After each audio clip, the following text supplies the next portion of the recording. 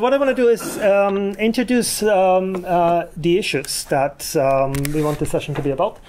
And then specifically also give you some context about the research school that many of us are representing here today, which is the Graduate School in Content Archaeology at Linnaeus University in Kalmar, where we're trying to experiment with some of these ideas. And in fact, it's a bit more than an experiment. It's 8 PhD students who are working on themes related to this very topic of the session, and 6 of which are here. And you will hear from either through presentations or through posters during this session. So what I want to ask you is what does it mean for contract archaeology to contribute to society? Now, contract archaeology, just to set the scene, I realize that you're all familiar with that, but just in case somebody is here from the outside, just to say a brief words about context. Now, in many European countries, although in different ways, contract archaeology is a competitive business. So it's not an academic area, although it's also academic, but it has a competitive and business side to it that is very important, and that is, of course, has expanded in recent decades dramatically. And contract archaeology employs archaeologists and conservators and others to provide services for society. And in fact, it is the biggest job market for archaeologists in society. It's where most of the people who study archaeology in universities, where they get jobs in their field. It's very important for the discipline. And I think it's also fair to say, and I don't think that gets said often enough, that the ambitions of contract archaeology are not merely financial, but to make an impact on society and ultimately meet society's needs. It's one way in which archaeology fulfills its objectives of making a difference in society. And it's one way that uses the forces of the market and legislation and planning system and so on in order to achieve that. It's not in itself an attempt for some few people to get rich quickly. And I don't think it ever works in that respect either. And of course, in order to do that, to make an impact in society and meet society's needs, it requires competencies. And what we are arguing is that it requires additional competencies than what is conventionally taught in the educational system. If you do a degree in archaeology, you don't necessarily learn what it takes in order to make a difference in society through archaeology. So that's called capacity building, and the PhD program is about capacity building at the highest level, at the research level. So rethinking how European content archaeology can best contribute to society, which is what we want to do in this session, means to ask a certain set of questions. And this is an edit of the question that you find in the session abstracts. And of course, it's not an exclusive set of questions, but it's some important questions that I think we will return to in this session, and that may inspire you and set the scene for what we want to do. First, how much and which knowledge about the past does society actually need? Which needs other than knowledge about the past can archaeology meet? Because it's not just about learning about the past. It's also, as you all know, it's about practices. It's about engaging people in various ways and including them and giving them a voice. And I know there are many projects within community archaeology and different forms of engagement, public archaeology, where all kinds of different archaeological companies and other organizations have been experimenting along those lines. And it's very important to increase the research on these issues also, to get more beyond anecdotal evidence on what may or may not work best, so that we can build more work in those directions. Second, and this means to ask even further, to what extent can contract archaeology contribute to meeting significant societal challenges? Which indicators are best used to define and measure societal impact in contract archaeology? So these are two sides of the same coin. How can, if we want to meet society's needs through contract archaeology, how can we reach society's needs that are not immediately to do with the past, knowledge about the past? Because I think those areas we've probably covered quite well. We're all used to collaborating with museums and universities and other research institutions. That bit works. But there are many other societal challenges, any part of society really, where archaeology may potentially be able to make a contribution. And those we need to identify, and we need to find methods through which we can achieve such ambitions. And we need to find indicators that can tell us whether we were successful or not, because that's a language that politicians speak. We need to show that we are good at something if we want to get jobs in that area. And thirdly, how can the existing demand for archaeology in society increase? How can new products and services be developed and new markets be found? Because that's ultimately the ambition. If we think that we can achieve more in society than we currently do, and there are other areas that may not only be about knowledge about the past, although also that, of course, then how do we go about it? What do we need to demonstrate in what way? In order to increase the market in that way. So this is sort of the basic thinking behind the session. Right, so let me tell you a few things about the Graska experience. Now, Graska is the graduate school in contract archaeology in Sweden, and it is a collaboration, a cooperation. It wouldn't have been possible for any one partner to do this. And it involves Linnaeus University, the Knowledge Foundation, which has given a lot of money to support that, and not the least, most importantly, 4 Swedish companies in contract archaeology who are contributing both their expertise, because they're part of the running of the research school, and of course their staff, because the 8 students are all employed by these 4 companies, and they're working with topics that are related to what these companies, the markets in which they find themselves, and also the plans they have and how to develop in the future. And exactly how this works, you will hear from each of the students later on with specific case studies. So I'm glossing over that here. And the 4 companies are Museum Archaeology Southeast in Kalmar, part of the Kalmar County Museum down here, which is also where the university is based. And Bohuslän's Museum over here, and Jamtli up here in Östersund, and SVK in Gothenburg, the conservation company. So that's our collaboration. Now, the idea of Graska is that we really pool together these 3 forces that I've just mentioned. The Knowledge Foundation, it's a government foundation in Sweden, one of the bigger ones, which funds universities in order to strengthen Sweden's competitiveness and ability to create value, provided that industry provides a matching amount and actively participates. So you hear the language here is not the language that the universities would normally use.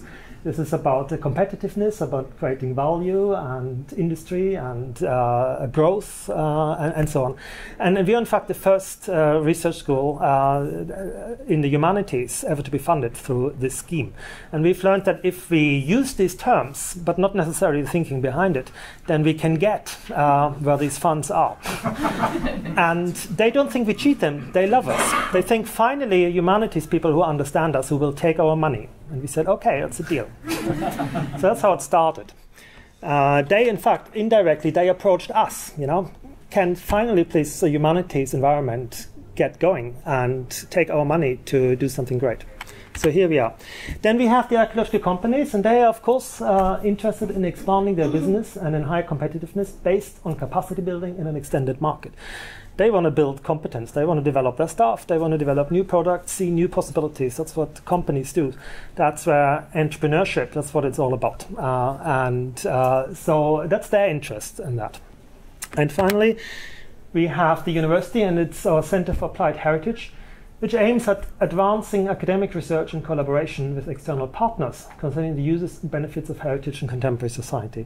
And that has both a research side to it, so obviously we are academically interested in this topic and what that means and implications, and we write papers and so on this. But it also has a practical side on it, that we want to actually do that together with the companies and the foundation and the PhD students. And we have found a way to start doing that. Now let me spend the next few minutes here in outlining the idea in how we want to develop the sector and how academic research and teaching is related to the market and companies and customers ultimately. And you notice all these words I'm by now quite comfortable in using, and I think which is important to use. So what we're after is a transformation of the archaeological sector. That's quite a big ambition. We are not just after individual projects and creating an individual kind of making one or two companies a bit bigger than they were before. No, we want to achieve something for all of us. And ultimately, that's a model, may not apply one-to-one in other countries because conditions are different. But I think the basic ideas could apply also in other contexts, and I'm sure we'll hear more about this in the discussion later on. So, normally in academia, and that's not just archaeology, or in fact, it's mostly not archaeology, you have basic research, and then you have applied research, applications, and then you have companies providing services or products on the basis of these applications, and then you have customers who buy the products. So that's sort of the chain, and often that's innovation takes place here, and new products are being developed, and so on. Things develop. So that's what the foundation is used to in other disciplines. Now, how does this translate into humanities and into archaeology? Because we're not used to think in these terms. But archaeology is, of course, one of the areas where we've always, or not always, but for some time been used to work and collaborate with companies. So we've gone that route already. For example, basic research maybe about the Iron Age in a particular region. And application maybe that we write histories. We tell stories about the Iron Age in this particular region. And as part of that, we may identify knowledge gaps. We know, look, these bits we know, and here are these bits which we're not quite sure about because we haven't either haven't gotten the finds, the empirical data, or we haven't done the analysis in order to get answers on that question. Now, and then comes an archaeological investigation along, and this is what the companies do. And all the research is, of course, research question-led. It's research-led modern contract archaeology. So they will have identified a number of research questions that are worthwhile and important to be studied in this context.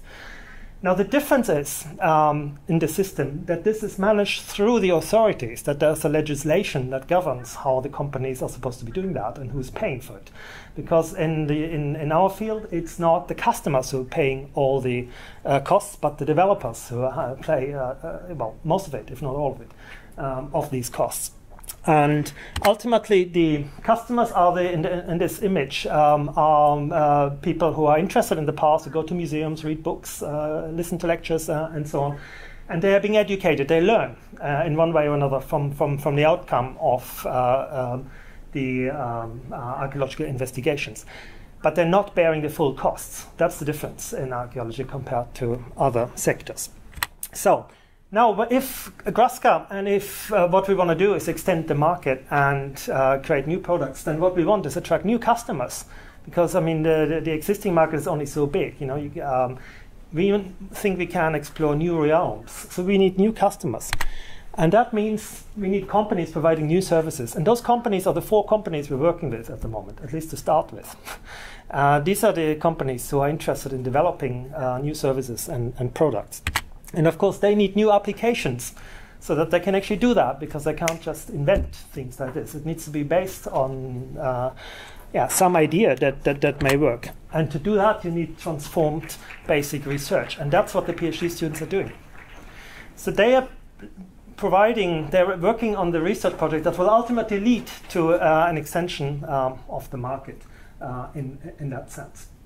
And you can see, so this shows you the chain of how we're thinking, but it also shows that we are moving the entire sequence here. We're moving that onwards. It's not just that the company should do something different than what they did before. No, it's the whole chain. Even the universities need to move. Even we need to move our areas of research. And that implies also education, because that education has to be connected to research. That's one of the basic principles of the university system. And it means if we change our research, then we also change our teaching down the line. So what they'll be doing now in their PhD project, it leads in the company context eventually to new products, of which we can't be sure exactly what this will be, because it's basic research. It's not predictable. But it will also lead to new kinds of education, new contents, not completely new, but in addition to the existing agenda from what we have at the moment. Right, I'm almost done. So this is the basic idea of how the research school works. And I just want to, I don't go through, this is just the people, we who are running it. We have an external board.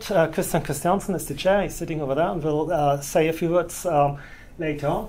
and Nathan Schlanger is our representative from France on the board, and then we have 2 Swedish people from different realms of the archaeological sector in Sweden who are also part of that. And of course, last but not least, what it all depends on, no pressure, is the 8 doctoral students, and they will introduce themselves as they are presenting their projects later on. As I said, we're 8 at the moment and 6 are here. And I think this is what I wanted to say as an introduction. And what is left is just to remind you of the sequence of how we are going to run this session. So we'll have the 6 short presentations now, and then we have the 5 posters, just without PowerPoints. You just stand up and in a few words tell us who you are and what you're doing based on the posters behind that. Coffee break, Nathan Schlanger, and general discussion, and then afterwards more opportunity to look at the posters. Right, and on that note, I'm about to give a paper. I heard the applause. Well. Next door.